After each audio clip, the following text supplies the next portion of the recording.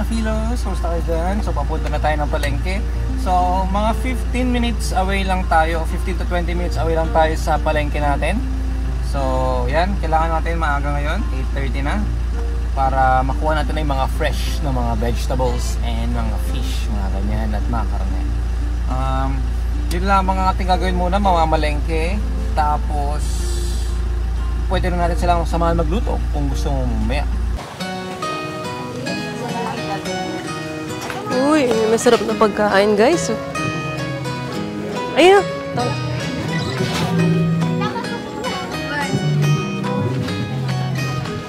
Ayan mga kapilos, nandito na tayo sa legit na palengke. Guys, wala sinabi ang Coles dito, tsaka Woolworths.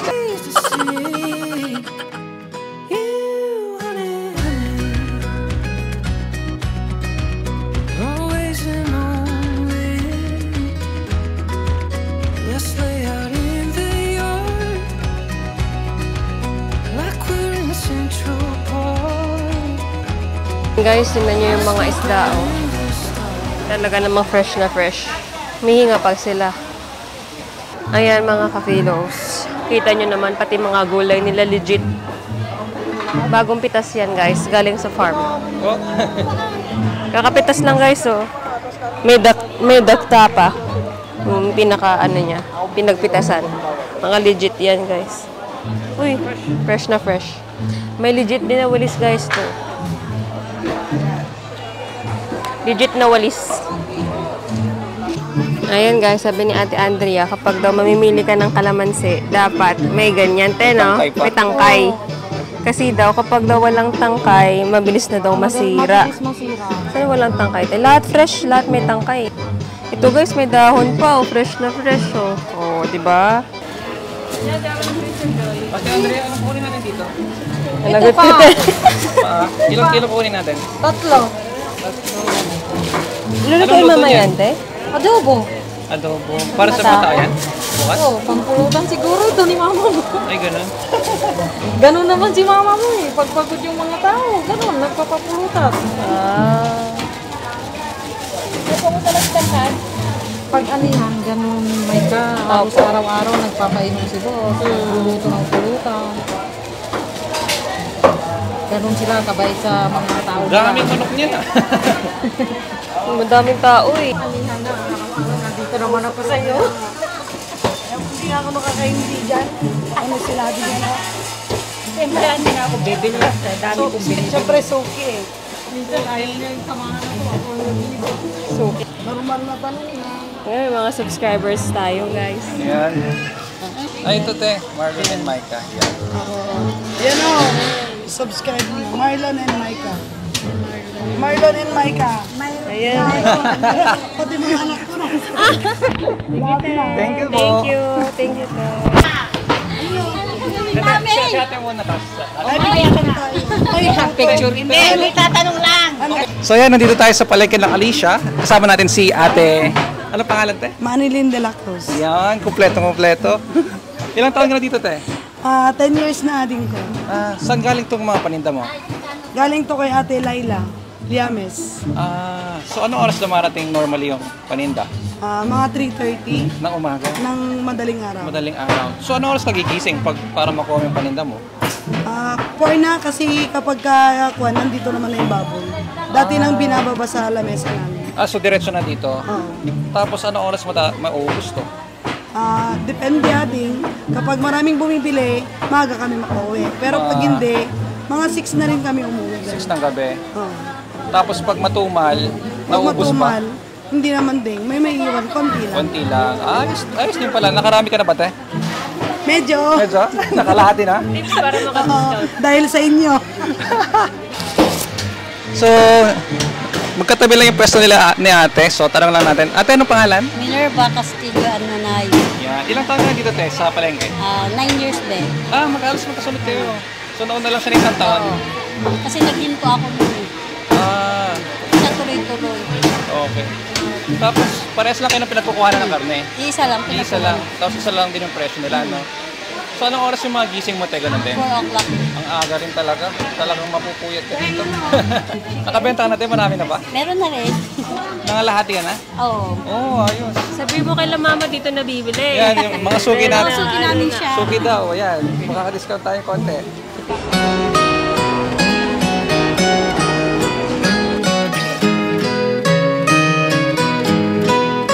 You are the part of me,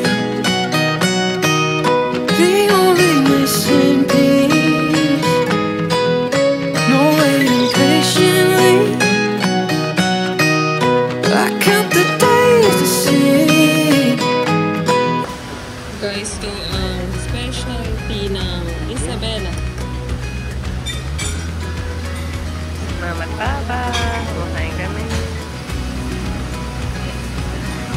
Sabi mo, Like we're in Central Park, we'll sleep out in the stars. Don't matter where we are. When I'm with you, I feel like I'm already home. When I'm with you, I'm right where I belong. I'm already home. I'm already home.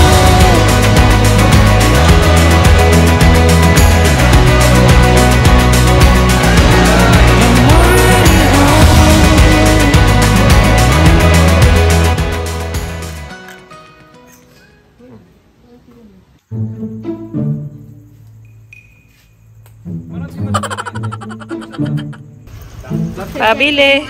Lapit. Anong bibili niyo? Wow. So, meron tayong tinda dito. Anong tinda mo? Ito, 15 to. Yan. Itong isaw natin, 5 piso lang to guys. Wow. Itong hotdog, 15 lang din. Dito, bili naman dito sa amin, sa barin namin ha. Ano pangalan ng shop mo? Yun na, ganahan. Ito po pala. Store. Telma's Store. Telma's Barbecue. Yes, so natin, size? Zone 4. Zone 4. Wow. Sarap. Sarap. Special sauce. Sarap. Lasa. Kamu nang tayo, madyan nagawet? Aji pa eh. Kagaya talaga aji. Kumpay. Ka? Ang lasa. Sarap. Legit na barbecue.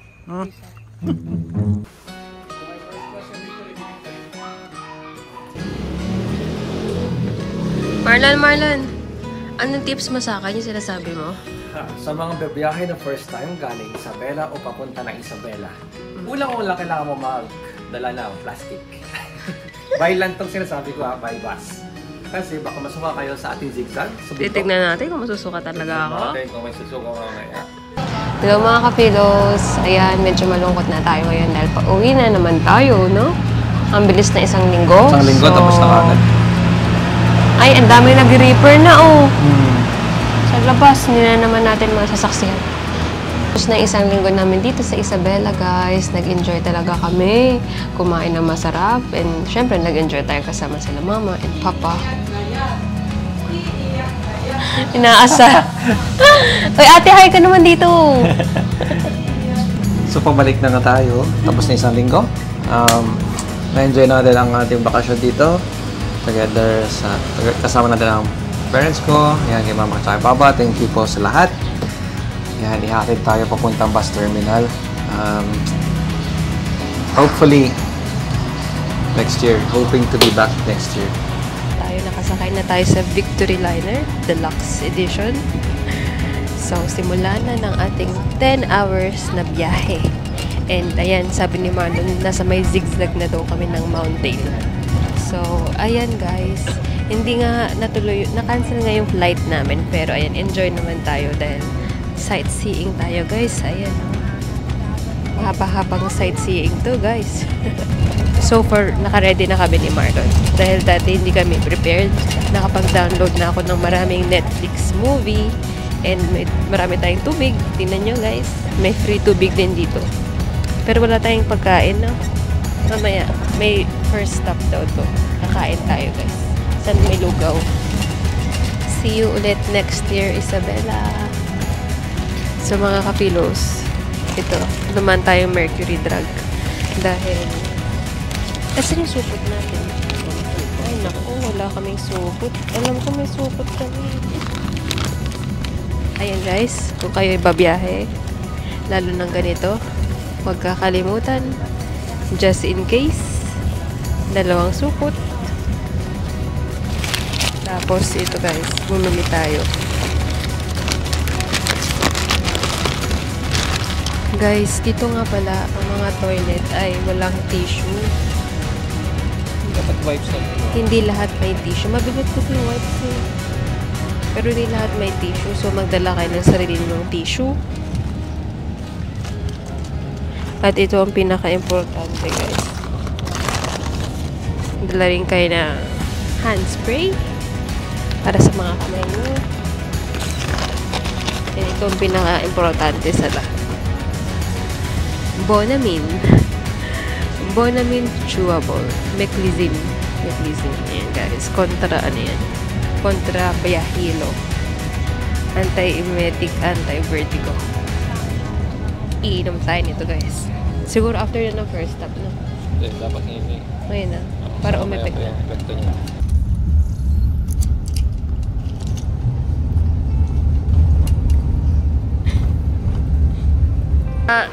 Guys, ito yung stopover namin, no? Ayan. Yung mga bus. Dito kami nag-stopover. Tapos bibili nga ako ng mga pagkain. Maraming pagkain dito, guys. Para hindi na ako magutom sa bus. So mga philos, nandito tayo sa stopover ng bus sa may CCQ. Ayan. Pag pa kayo, tandaan yung number. 7263. Kasi daming bus dyan. Malilito ka. Tara. Ayan mga ka-philos, ito nga pala yung binili na.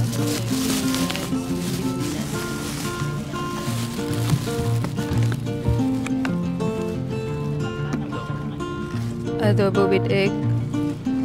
Bumili rin tayo ito.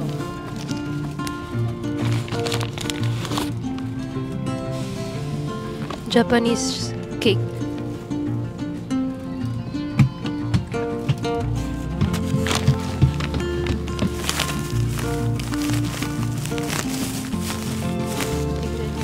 Meron din pastillas de leche, kakainin natin mamaya. Huh? Ay, may binili rin pala si Mario. Tubig daw. Special tubig. Uy.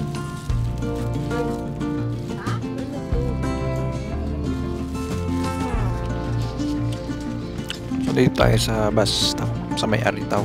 Yan, sa CCQ. Yan. So, mga 6 hours pa tayo away from Manila. Sampaloc, Cubao. Yan. Layo pa. Pero one stop lang tayo tapos tuloy-tuloy na to hanggang doon.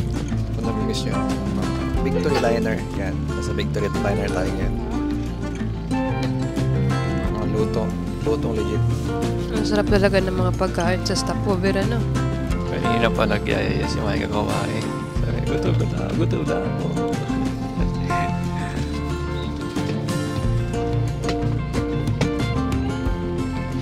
Yan. Kung gutumin kayo guys, bili lang kayo ng pagkain nyo. Yung mga pika-pika nyo. Yan. Para hindi kayo masyado mainip.